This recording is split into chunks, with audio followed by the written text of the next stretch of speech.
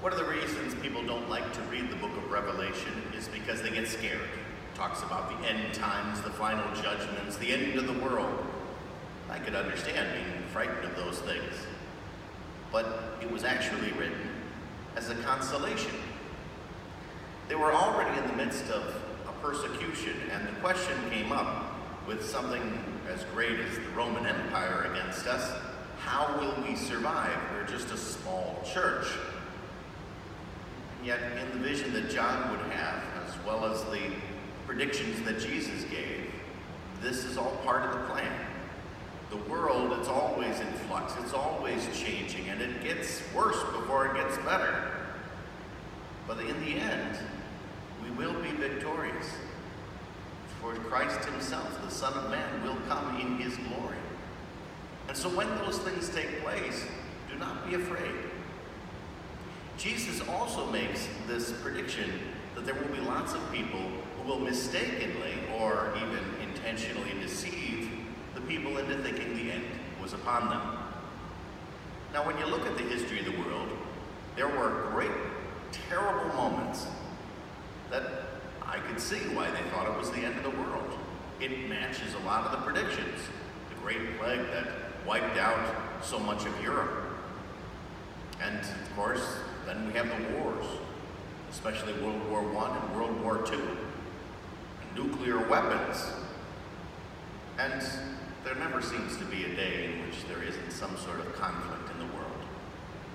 So when we see these things, it seems in some level that we want to then say, this is the end.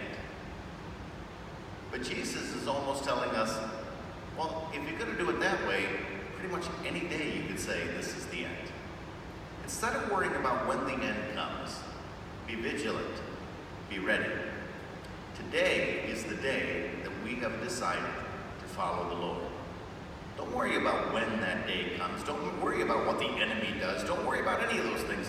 Focus today on being a true disciple. This is how we make it through.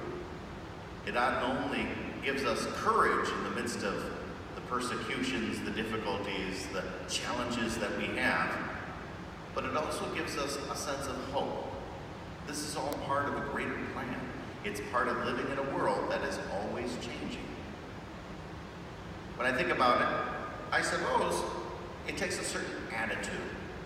When we hear about all the difficulties and challenges in our world, it's very easy to get pessimistic. And sometimes, especially being in Cleveland, we just like to grouch about things.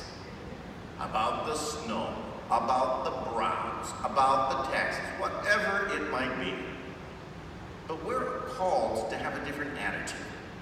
To have an attitude of hope in the midst of all of this. To turn and say, you know what? We'll make it through this too. And in the end, we know who will be victorious. And I intend to be on the right side, the side of Christ. If we stop having that attitude, if we get pessimistic, well then how are we doing our job of lifting up this world? Help us, Lord, to stay focused on you. And even when there's all the difficulties out there, to help the world to find their hope in your promise.